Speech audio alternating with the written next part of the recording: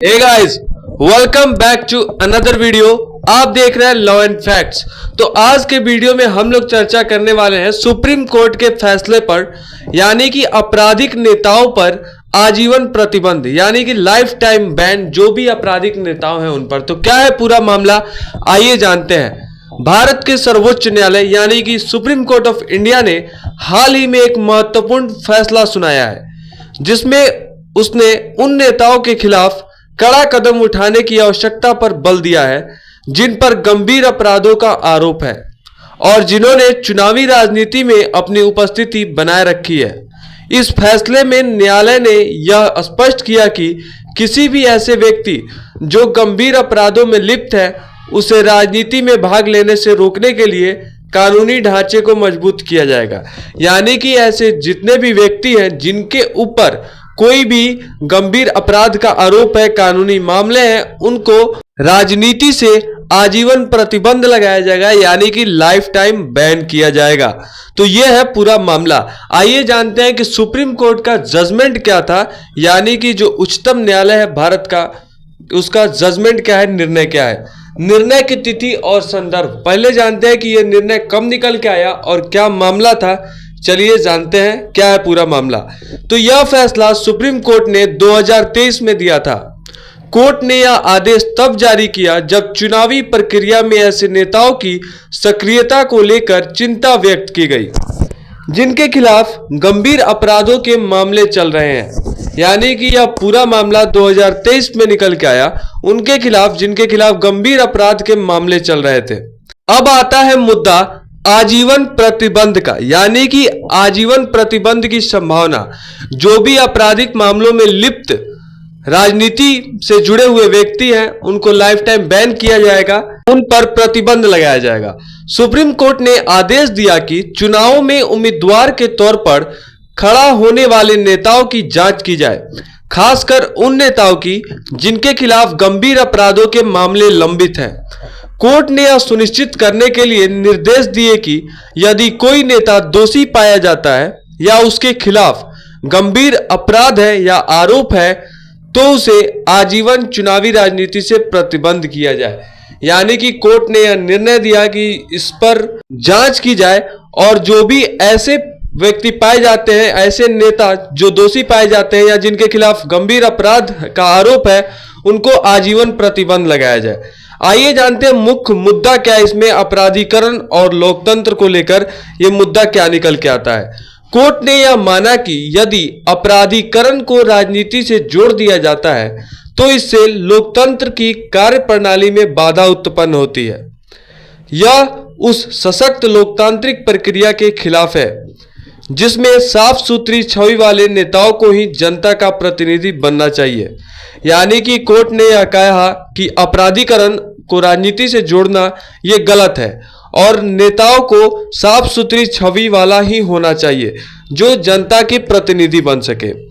अगला है आदेश की प्रक्रिया, यानी कि जो भी जजमेंट है उसका क्या प्रोसेस था, क्या ऑर्डर था, आइए जानते हैं। सुप्रीम कोर्ट ने यह भी कहा कि राजनीतिक दलों को ऐसे नेताओं को चुनाव में उतारने से पहले उनके खिलाफ चल रहे मामलों की स्थिति की जानकारी प्रदान करनी चाहिए। इसके अलावा चुनाव आयोग को भी इस पर निगरानी रखने का निर्देश दिया गया। यानी कि सुप्रीम कोर्ट का यह कहना था कि जो भी राजनीतिक दल है, जो भी पार्टीज है, उनको ध्यान में रखना चाहिए कि उनके नेता कैसे हैं चुनाव में उतारने से पहले, और चुनाव आयोग को भी इस पर ध्यान देना चाहिए, निगरानी रखना चाहिए। सांसद या विधायक बनने की योग्यता, यानी कि अगर कोई सांसद बनता है या विधायक बनता है तो उनकी योग्यता क्या है इस मामले के अनुसार, आइए जानते हैं।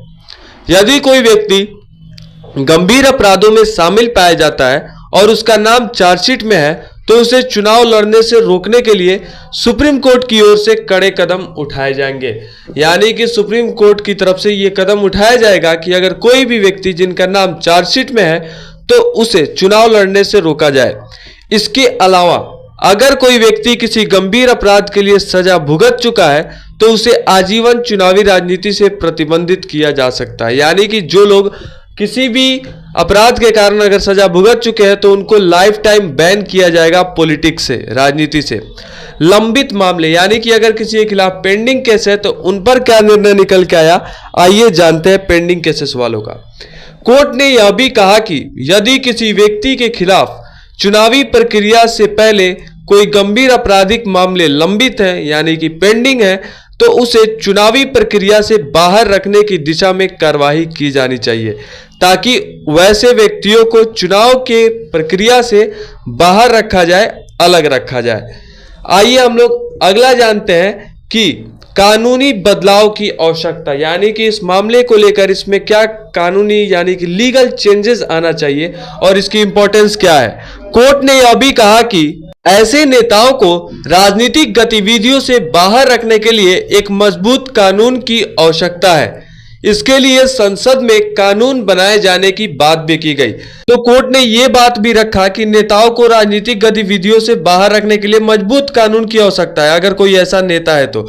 आइए अब जानते हैं इस पूरे केस के या इस पूरे मैटर के महत्वपूर्ण पहलू को और भविष्य की दिशा, यानी कि भविष्य में किस चीजों को लेकर यह पूरा मामला आया। तो अपराधी नेताओं का राजनीति से बाहर होना, यह सोचकर ही यह पूरा निर्णय आया। यह निर्णय भारतीय राजनीति में एक महत्वपूर्ण बदलाव ला सकता है, जहां केवल स्वच्छ छवि वाले नेता ही राजनीति में सक्रिय रूप से हिस्सा ले सकेंगे। तो ये पूरा मामला और सुप्रीम कोर्ट का जजमेंट इसलिए निकल के आया ताकि आपराधिक नेताओं को राजनीति से बाहर किया जा सके। चुनाव आयोग की भूमिका, इसमें चुनाव आयोग की क्या भूमिका होगी यह भी बताया गया सुप्रीम कोर्ट के द्वारा। सुप्रीम कोर्ट ने चुनाव आयोग को भी निर्देश दिया कि वह चुनाव प्रक्रिया में इस प्रकार के नेताओं के खिलाफ सख्त कार्रवाई सुनिश्चित करे, ताकि लोकतांत्रिक प्रक्रियाओं की पारदर्शिता बनी रहे। यानी कि सुप्रीम कोर्ट का यह भी निर्देश था चुनाव आयोग के लिए कि वो ऐसे नेताओं के खिलाफ सख्त कार्रवाई सुनिश्चित करे। प्रशासन और कानून के बीच संतुलन, यह फैसला प्रशासन और कानून के बीच एक संतुलन स्थापित करने की दिशा में महत्वपूर्ण कदम है, ताकि कानून का उल्लंघन करने वालों के लिए चुनावी राजनीति का दरवाजा बंद किया जा सके। यानी कि जो भी ऐसे पर्सन हैं जो कानून का उल्लंघन करते हैं उनके लिए पॉलिटिक्स का दरवाजा, राजनीति का दरवाजा बंद किया जा सके।